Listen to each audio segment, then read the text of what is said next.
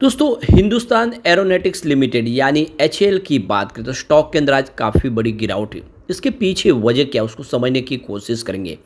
और क्या इस समय डिफेंस सेक्टर के इस स्टॉक में इन्वेस्टमेंट करना चाहिए, क्योंकि बजट जो हमारा आने वाला है इसमें डिफेंस सेक्टर को लेकर कुछ बड़े अनाउंसमेंट हो सकती है।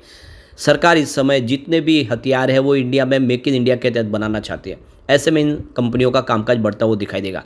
ऐसे में क्या स्टॉक आने वाले समय कमाल कर सकता है, जानने की कोशिश करेंगे इस वीडियो के माध्यम से। कंपनी का रिजल्ट कैसा है, क्योंकि अगर रिजल्ट बेहतर होगा तभी हम समझ सकते हैं स्टॉक के अंदर प्रदर्शन अच्छा आगे देखने को मिल सकता है। अगर रिजल्ट कमज़ोर होगा तो शेयर की प्राइस नीचे आएगी। दूसरी तरफ अगर हम बीईएल की बात करें, भारत इलेक्ट्रॉनिक लिमिटेड की, तो यह भी एक डिफेंस सेक्टर की मजबूत कंपनी है।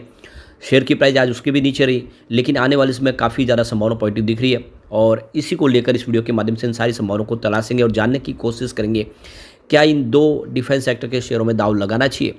लेकिन फ्रेंड, उससे पहले अगर आप पहली बार हमारे चैनल पे आए तो चैनल को सब्सक्राइब कर दीजिए, एक बेल आइकॉन दबा दीजिए ताकि जब भी नया वीडियो बने पहला नोटिफिकेशन आपको मिले। वीडियो पसंद आए तो लाइक से जरूर कीजिए।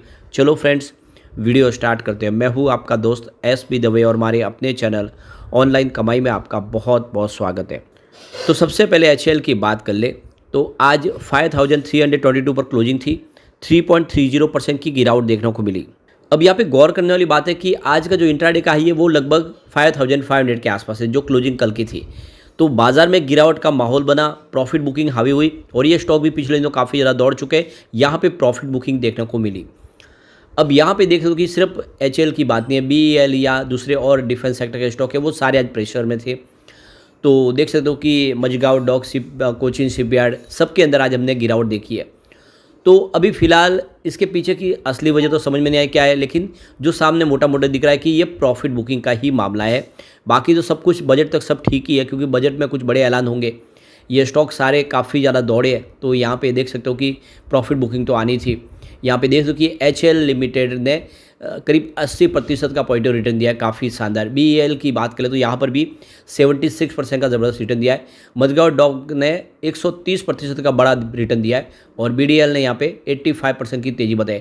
तो ये डिफेंस सेक्टर के सारे शेयर काफ़ी अच्छा दौड़े हैं और बिल्कुल यहाँ पे प्रॉफिट बुकिंग की संभावना बन रही है।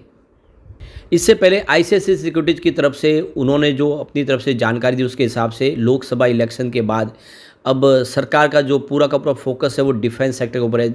जो ऑर्डर है लगातार डिफेंस सेक्टर के बढ़ रहे। सरकार इंडिया में ही हर तरह के हथियार बनाना चाहते हैं, जो इंपोर्ट हो रहा है तो उसको कम करना है। और ऐसे में जो इस सेक्टर से संबंधित कंपनियां उनको बाय की रेटिंग दी है आईसीआईसीआई सिक्योरिटीज़ की तरफ से, जिसमें आप देख सकते हो कि यहाँ पे उन्होंने एचएएल, बीईएल और बीडीएल में खरीदारी की सलाह दी है।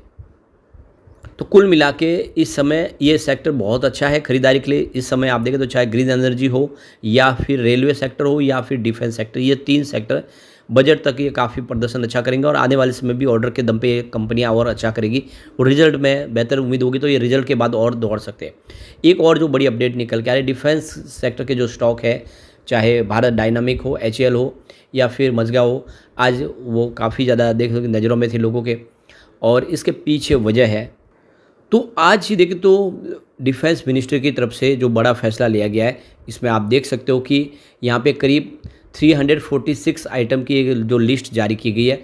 इनमें वो बहुत सारी जो प्रोडक्ट है जो यहाँ पे इंडिया में बनते हैं या फिर आप देख सकते हो कि उसको इंपोर्ट किया जाता है, जिसमें आप देख सकते हो कि यहाँ पे रिप्लेसमेंट यूनिट हो, सिस्टम हो या सब सिस्टम्स हो। इसमें आप देख सकते हो कि इंक्लूड है असेंबलीज, सब असेंबलीज, स्पेयर्स, कंपोनेंट्स और रॉ मटेरियल।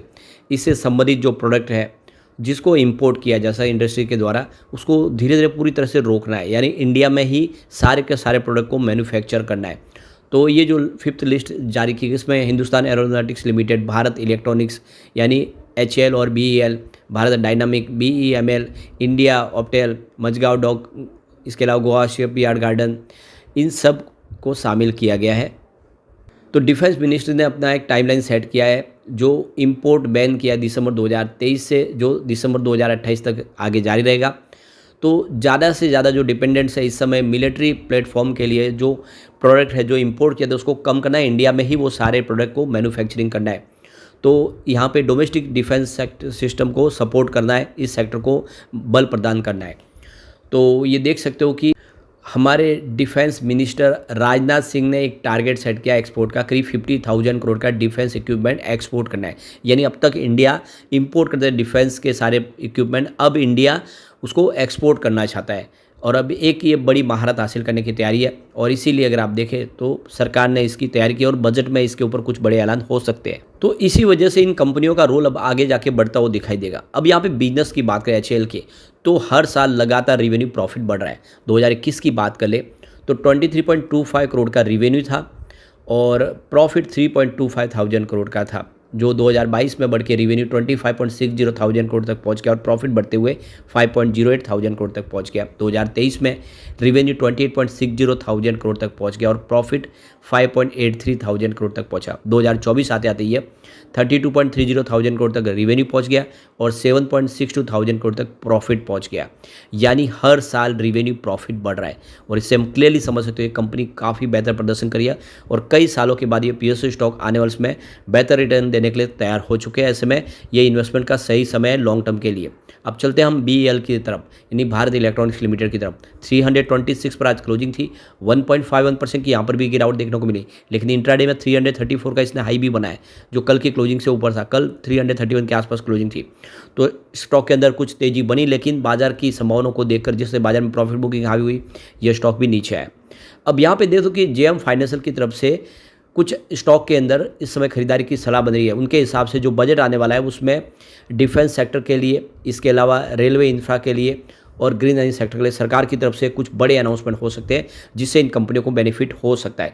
तो उनकी तरफ से देखें तो भारत इलेक्ट्रॉनिक्स यानी बीईएल और हिंदुस्तान एरोनॉटिक्स यानी एचएएल, इन कंपनियों को बहुत सारा बेनिफिट हो सकता है। ये मेजर प्लेयर होंगे जिसको सरकार की तरफ से जो राहत मिलेगी, जो इसके लिए कुछ बड़े फैसले ले जाएंगे जिसका सीधा फ़ायदा देखने को मिल सकता है।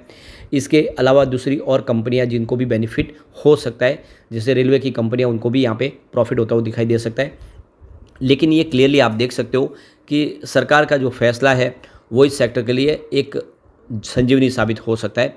तो बिल्कुल ये मौका अच्छा है लॉन्ग टर्म इन्वेस्टर के लिए कि इसमें खरीदारी आपको करनी चाहिए। अब यहाँ पे अगर हम इसके रिजल्ट को देखें तो बहुत ही बेहतर रिजल्ट रहा है। बीईएल लगातार शानदार प्रदर्शन कर रहा है। 2021 की बात कर ले तो यहाँ पे देख सकते हो कि रिवेन्यू 14.23 थाउजेंड करोड़ के आसपास था और 2.10 थाउजेंड करोड़ का प्रॉफिट हुआ था। 2022 में रिवेन्यू बढ़ के 15.60 थाउजेंड करोड़ तक पहुँच गया और प्रॉफिट बढ़ते हुए 2.40 थाउजेंड करोड़ तक पहुँच गया। 2023 की बात करें तो रिवेन्यू 18.02 थाउजेंड करोड़ तक पहुँच गया और प्रॉफिट बढ़ते हुए 2.98 थाउजेंड करोड़ तक पहुँच गया। 2024 आते आते रिवेन्यू सीधा 20.94 थाउजेंड करोड़ तक पहुँच गया और प्रॉफिट 3.98 थाउजेंड करोड़ तक पहुंच गया। यानी हर साल रिवेन्यू प्रॉफिट बढ़ रहा है, कहीं कोई कमी नहीं है। अब यहाँ पे देख सकते हैं जून क्वार्टर के शेयर होल्डिंग पैटर्न भी आ चुका है। यहाँ पे प्रमोटर की होल्डिंग इस समय सरकार की 51.14% के आसपास है, जो अनचेंज है। यहाँ पे एफआई ने अपनी होल्डिंग डिक्रीज की है। देख सकते हो कि 17.56% की होल्डिंग थी मार्च क्वार्टर में, जो इस समय 17.43% हुई है। लेकिन एफआई की संख्या बढ़ी है। आप देख सकते हो कि पहले 1261 टोटल एफआई थे, वो बढ़ के 1405 हो चुके हैं। तो भले ही एफआई ने निवेश कम किया हो, लेकिन बहुत सारे एफआई यहाँ पे एंट्री कर चुके हैं जो आने वाले समय निवेश और बढ़ाएंगे। म्यूचुअल फंड का भी निवेश कम हुआ है। आप देख दो कि 18.06% की होल्डिंग थी मार्च में, जो इस समय जून क्वार्टर में 16.08% हो चुकी है। लेकिन यहाँ पर भी म्यूचुअल फंड की संख्या जम के बढ़ी है। पहले 321 म्यूचुअल फंड थे जो इसमें निवेश करते थे, अब वो बढ़ के 344 हो चुके हैं। ये एक शुभ संकेत है। इसके अलावा इंस्टीट्यूशनल इन्वेस्टर ने भी अपनी होल्डिंग डिक्रीज की है। 40.19% की थी, जो इस समय 38.05% के आसपास आई है। कुल मिला के ये डिफेंस सेक्टर के शेयर लॉन्ग टर्म के लिए, निवेश के लिए काफ़ी अच्छे हैं। दाव लगाना चाहिए, आने वाले समय ये आपको मालामाल कर सकते हैं। लेकिन फ्रेंड, कोई भी इन्वेस्टमेंट करने से पहले अपने फाइनेंशियल एडवाइजर्स बढ़वे ले ले या अपना खुद का रिसर्च करें, क्योंकि मैंने वीडियो आपके एजुकेशनल पर्पज़ के लिए ही बनाया। वीडियो पसंद आए तो लाइक से जरूर कीजिए और चैनल को सब्सक्राइब कर दीजिए। Thank you friends.